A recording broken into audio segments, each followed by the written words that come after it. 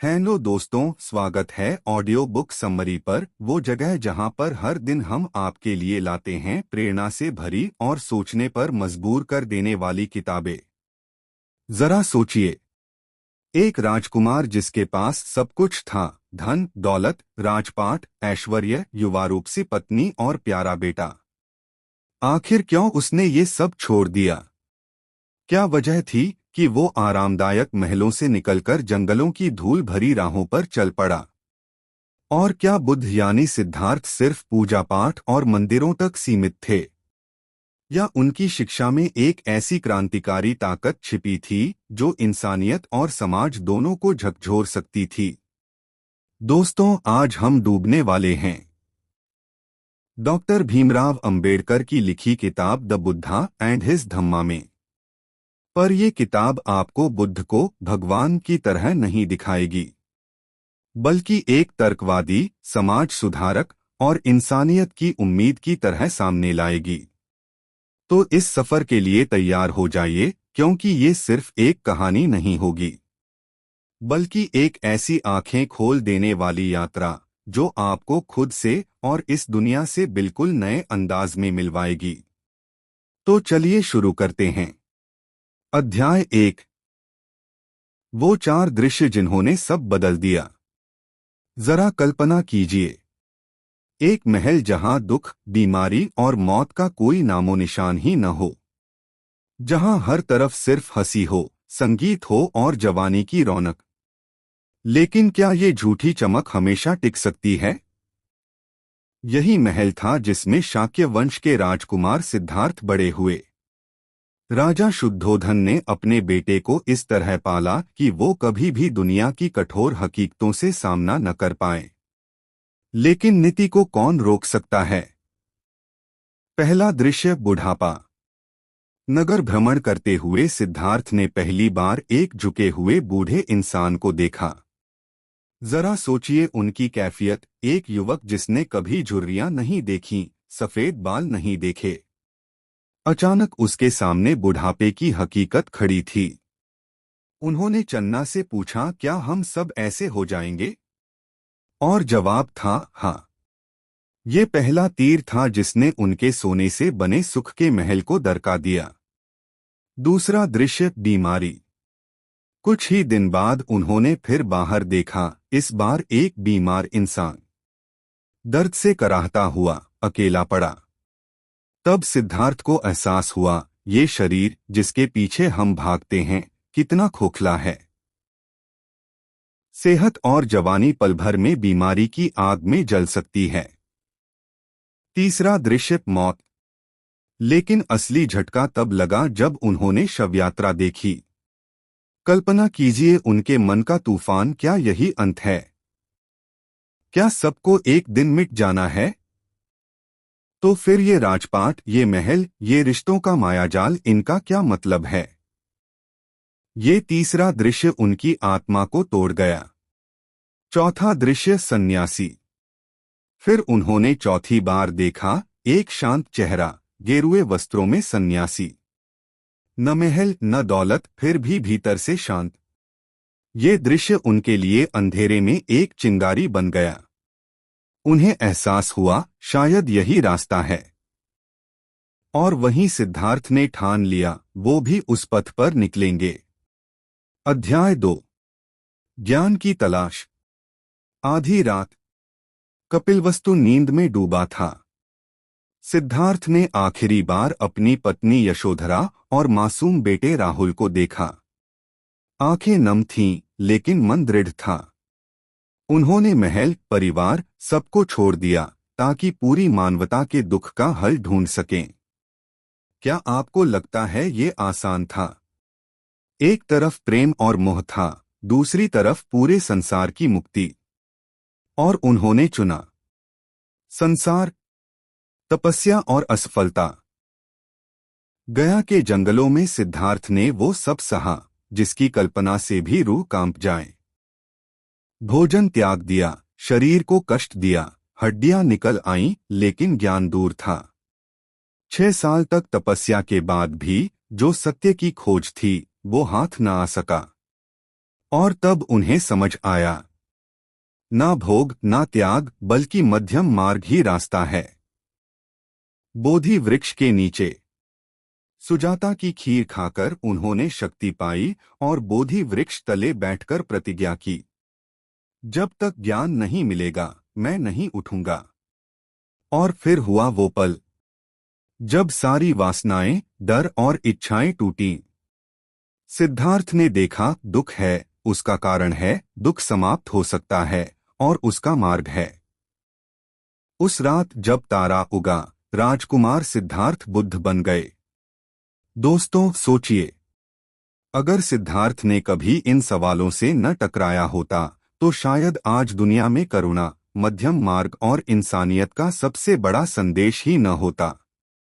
क्या आपको भी लगता है कि जिंदगी का असली राज संतुलन में छिपा है? कमेंट में जरूर लिखना, भोग या त्याग नहीं बल्कि मध्यम मार्ग सबसे बड़ा समाधान है। और अगर आपको ये सफर दिल को छू गया हो तो इस ऑडियो बुक को अभी शेयर कर दीजिए, क्योंकि अगले अध्याय में हम और गहराई में जाएंगे बुद्ध के उपदेश, जो सिर्फ आध्यात्मिक नहीं बल्कि समाज परिवर्तन की सबसे बड़ी क्रांति बने। दोस्तों अब असली सवाल, बुद्ध ने उस रात क्या जाना था? दुख का रहस्य, उसका कारण और उससे मुक्ति का रास्ता, ये सब उन्होंने दुनिया के सामने रखा। लेकिन क्या ये सिर्फ धार्मिक बातें थीं या इंसानी जिंदगी को बदल देने वाले आधुनिक विचार भी? जवाब मिलेगा अगले अध्याय में। 4 आर्य सत्य और अष्टांगिक मार्ग, वो सूत्र जिसने पूरी मानवता की दिशा बदल दी। तो अगले एपिसोड को मिस न कीजिएगा। अध्याय 3, 4 आर्य सत्य और अष्टांगिक मार्ग। दोस्तों क्या आपने कभी सोचा है कि हमारे जीवन का सबसे बड़ा सच क्या है? क्या ये सच सिर्फ सुख और मजे हैं या दुख और पीड़ा ही असली हकीकत है? बोधि वृक्ष के नीचे ज्ञान की प्राप्ति के बाद बुद्ध ने सबसे पहले जो उद्घोष किया वो था 4 आर्य सत्य। दुख का अस्तित्व, जीवन में दुख है। जन्म, बुढ़ापा, बीमारी, मृत्यु, ये सब दुख हैं। दुख का कारण, यह दुख तृष्णा यानी हमारी अतृप्त इच्छाओं से पैदा होता है। दुख की निरोध, अगर इच्छाएं समाप्त हो जाएं तो दुख भी समाप्त हो सकता है। मार्ग, इस मुक्ति का रास्ता है अष्टांगिक मार्ग। और ये अष्टांगिक मार्ग कोई जादुई मंत्र नहीं था बल्कि जीवन जीने का बेहद प्रैक्टिकल तरीका था।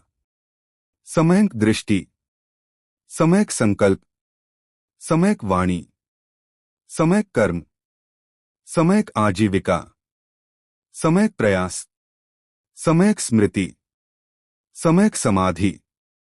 दोस्तों एक पल सोचिए, अगर हम सिर्फ इन 8 आदर्शों को जी लें तो मन का कितना बोझ हल्का हो जाएगा, कितनी शांति मिल सकती है। आपको क्या लगता है, दुख इंसान की नियति है या इंसान खुद इसे खत्म कर सकता है? कमेंट में जरूर बताइएगा। अध्याय 4, संघ की स्थापना। अगर आपके पास कोई अनमोल खोज हो तो क्या आप उसे अकेले रखेंगे या दुनिया के साथ बांट देंगे?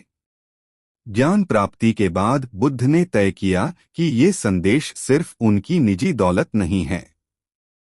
उन्होंने इसे साझा करने के लिए लोगों को जोड़ा और यहीं से शुरू हुआ संघ। बुद्ध ने महिलाओं और पुरुषों दोनों को समान रूप से संघ में स्थान दिया। ये उस दौर की सबसे बड़ी क्रांतियों में से एक थी, क्योंकि दोस्तों वो समय ऐसा था जब समाज जात पात, ऊंच नीच और लिंग भेद में पूरी तरह बटा हुआ था।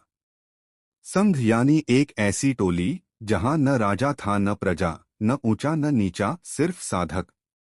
कल्पना कीजिए वो समय जब किसी नीची जाति का व्यक्ति उच्च जाति के साथ बराबरी से बैठकर साधना करता था। ये समाज को हिला देने वाली घटना थी। क्या आपको लगता है अगर आज का समाज बुद्ध के संघ की तरह बराबरी पर जीना सीख ले तो कितनी समस्याएं तुरंत खत्म हो सकती हैं? अध्याय 5, बुद्ध का सामाजिक संदेश। क्या बुद्ध सिर्फ धर्म के प्रवक्ता थे या फिर वो पहले सामाजिक क्रांतिकारी भी थे? डॉ अंबेडकर ने अपनी किताब में साफ लिखा है कि बुद्ध की शिक्षाएं सिर्फ पूजा पाठ तक सीमित नहीं थीं, बल्कि उनमें एक गहरी सामाजिक चेतना छिपी हुई थी। बुद्ध ने कहा, इंसान की पहचान उसकी जन्म से नहीं बल्कि उसके कर्म से होती है। उन्होंने जात पात का विरोध किया, स्त्रियों को समान दर्जा दिया और कहा कि समाज का असली आधार न्याय और करुणा होना चाहिए। दोस्तों, सोचिए, अगर 2500 साल पहले बुद्ध ये बातें कर सकते थे तो आज हम क्यों नहीं? क्या आप मानते हैं कि बुद्ध सचमुच सिर्फ धार्मिक गुरु नहीं बल्कि सामाजिक सुधारक भी थे? अपनी राय जरूर लिखें। अध्याय 6, बुद्ध और करुणा। दुनिया में सबसे बड़ी ताकत क्या है? तलवार, दौलत या फिर दिल से निकली करुणा? बुद्ध का संदेश था, अहिंसा और करुणा ही सबसे बड़ा धर्म है। उन्होंने कहा, अगर कोई आपको गाली भी दे तो जवाब क्रोध से नहीं बल्कि दया से दो। उनका मानना था कि इंसान की सबसे बड़ी विजय उसके खुद के क्रोध पर विजय है। दोस्तों, याद कीजिए अपना जीवन, कितनी बार हमने गुस्से में वो बिगाड़ा जो प्यार से सुधर सकता था। कमेंट में लिखिए, आपके हिसाब से इंसान के जीवन की सबसे बड़ी जीत क्या होनी चाहिए? अध्याय 7 से किताब का समापन। अब आगे के अध्यायों में हम देखेंगे कैसे बुद्ध की शिक्षाएं फैलती गईं। समाज में नया आंदोलन जागा। अंबेडकर ने क्यों बुद्ध को अपना पथप्रदर्शक चुना? अंतिम संदेश यही था, बुद्ध धर्म यानी धर्म ऑफ रीजन, जो अंधविश्वास में नहीं बल्कि करुणा, तर्क और समानता में विश्वास रखता है।